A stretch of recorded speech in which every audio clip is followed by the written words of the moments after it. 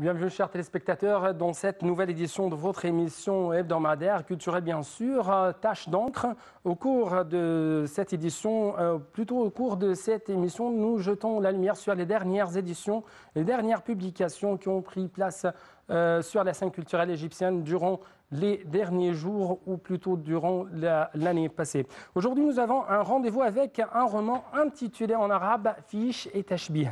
C'est une critique lancée par son auteur, l'ingénieur mais aussi l'écrivain M. Mostafa Tobgui envers la société égyptienne, les attitudes des Égyptiens après la révolution du 25 janvier. Nous avons aujourd'hui le plaisir d'avoir avec nous au studio M. Mostafa Tobgui. Bienvenue sur Native International. J'apprécie beaucoup votre travail. Tout d'abord, Fish et Tashbih, c'est le titre de ce roman. Ça peut correspondre au casier, si on peut dire, casier judiciaire dans lequel on met les empreintes des doigts de chaque personne. Mais ma question, pourquoi vous avez choisi ce titre et quelle est la signification exactement de ce titre ? Le fish et tashbih, si une personne veut être admise dans un emploi, c'est bien sûr les empreintes digitales ou les dactylographies. C'est par cela que je qualifie le peuple égyptien. C'est pour faire une trace digitale pour toutes les attitudes de la société égyptienne. Est-ce que nous avons des points positifs ou points négatifs?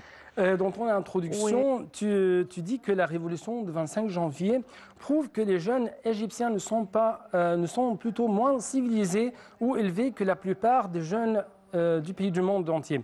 Mais loin des manifestations et des slogans dont une partie était sarcastique ou ironique, il y a bien clair des attitudes, des pensées ou des habitudes bien sûr qui se trouvent dans le comportement de ces jeunes égyptiens. Qu'est-ce que vous voulez souligner par tes phrases ? Nous sommes un peuple qui, bien sûr, sarcastique. Puisque j'ai fait une révolution, on ne va pas oublier les anecdotes et le sarcasme. Tout est égyptien maintenant. Toutes les révolutions ont pris l'attitude égyptienne qui a reçu le joug et aussi le régime despotique avec un sourire. C'est ça l'idée. Pourquoi vous avez pris l'initiative d'écrire une telle critique envers la société égyptienne, notamment après la révolution du 25 janvier? Vous avez écrit également ce livre, je crois, en 2011. Ce livre a été écrit avant la révolution d'un seul mois. L'idée était que j'ai vu que le régime en Égypte était au désespoir. Alors, pour améliorer les choses, on doit récupérer la positivité. L'objectif était de se rectifier parce que si le régime, si on n'est pas corrompu, alors il n'y aura pas de problème. Si on ne dépasse pas la loi, il n'y aura pas de problème. Mais maintenant, lorsque le régime est déchu, alors nous avons beaucoup d'initiatives et d'objectifs. Pourquoi ne pas se changer? C'est aussi l'idée du livre. Dans ton ouvrage, tu soulignes qu'on ne demande à personne d'être un savant dans le domaine nucléaire ou un homme de lettres brillant ou même un sportif bien éminent, mais on demande seulement d'être un Égyptien qui aime ce pays. Est-ce que vous pouvez nous révéler votre point de vue? Qu'est-ce que vous voulez dire? La plupart des gens qui ont été introduits dans la révolution et jusqu'à maintenant, ce ne sont pas des peuples saillants. Il y avait beaucoup de jeunes gens qui étaient très populaires et très ordinaires, ce qui les rend singuliers, qu'ils étaient amoureux de leur pays. On ne peut pas changer l'erreur justement parce que je n'ai pas l'autorité, mais on doit se changer auto-changement pour le meilleur. Il y avait beaucoup d'alternatives et beaucoup d'entraves pour ne pas avoir l'autorisation ou bien le pouvoir. Ce sont des choses qu'on se met pour avoir des preuves et des justifications pour être dans la même situation. Alors je parle que ça ne doit pas un leader, c'est un simple homme ordinaire. Bien sûr, votre ouvrage est divisé en plusieurs articles dans lesquels tu observes les fausses situations sociales. Par exemple, dans ton premier article intitulé Yabash Mohandes, tu racontes comment les titres ingénieurs ou docteurs sont employés par les individus de la société égyptienne pour appeler les mécaniciens ou les techniciens ou les ouvriers sans eu égard à leur niveau d'enseignement. Ma question, c'est pourquoi l'emploi de ces termes par cette manière périt beaucoup, notamment que vous êtes un ingénieur aussi.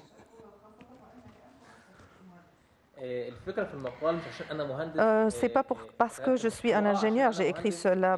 Peut-être oui, ce mot, et je le rencontre à plusieurs reprises, mais hors du contexte de cet article, pour un thème plus grand, il y a beaucoup de termes qui n'est pas appropriés et qui se disent comme un médecin qui se dit un médecin et un ingénieur qui se dit un ingénieur. C'est utilisé dans un cadre plus élargi. Il y a un qui a un doctorat acheté par l'argent. Il y a beaucoup de personnes qui sont comme ça. Il y a une sorte d'allégation que cela est lié avec mon titre, où j'abuse de cela pour donner un message. Alors je dis dans mon article que je suis dans une position, dans un poste comme un avocat ou bien un médecin ou bien un expert stratégique qui n'est pas un expert stratégique ou bien un conseiller juridique. Et il est un homme qui feint cela. Alors, c'est un vice dans certains personnages dans la société. Je dois les mettre dans la lumière pour l'éviter. Toujours en ce qui concerne votre ouvrage, dans votre introduction, vous avez écrit que, si on peut dire, cet ouvrage, c'est un appel au changement plutôt pour accomplir le changement engagé par les jeunes et pour lesquels les jeunes égyptiens sont tombés. Nous voulons plus d'éclaircissement en ce qui concerne cet appel que vous venez de lancer dans cet ouvrage. Je vois que les jeunes ont des vices ou bien des choses qui ne sont pas très positives.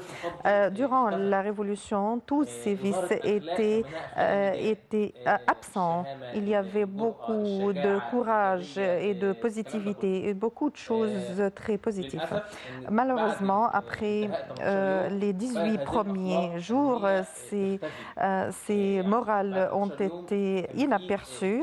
Il y avait beaucoup de lois qui ont été suivies. Mais malheureusement, maintenant, on a aussi jusqu'à l'autre extrémité. Je veux changer les caractères des jeunes et j'en suis partie de ces jeunes. La nonchalance est aussi d'exagérer, de porter atteinte au préjudice sur des choses. Si on va remédier cela, l'Égypte sera meilleure. Je veux que l'Égypte soit meilleure avec nous en changeant nous-mêmes. Vous êtes un ingénieur, c'est-à-dire vous êtes un homme qui suit dans vos études le chemin scientifique. Donc pourquoi vous avez pris l'initiative d'être un écrivain? Pourquoi changer cette profession, si on peut dire, d'un homme de science à un homme de lettres? Ce n'est pas un changement. Je suis un ingénieur et je travaille dans ce domaine, mais je peux dire que la littérature n'a pas on n'est pas acquis. Pour être un écrivain, si j'étais diplômé d'une faculté S-lettres, je ne dois pas être diplômé de cela pour écrire. J'étais auto-éduquée. Ce n'est pas monopolisé par certains peuples, non pas comme les médecins ou bien l'avocat.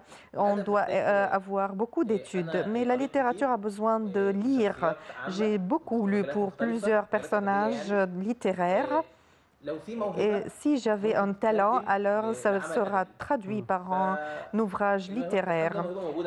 Merci Dieu, j'avais ce talent depuis mes premières années. Je lisais et j'ai écrit beaucoup de romans et de petits contes. Ce sont les deux en perpendiculaire. Qui est l'exemple que tu suis dans votre manière d'écrire de tels romans, de tels articles? ou plutôt de telles critiques sarcastiques?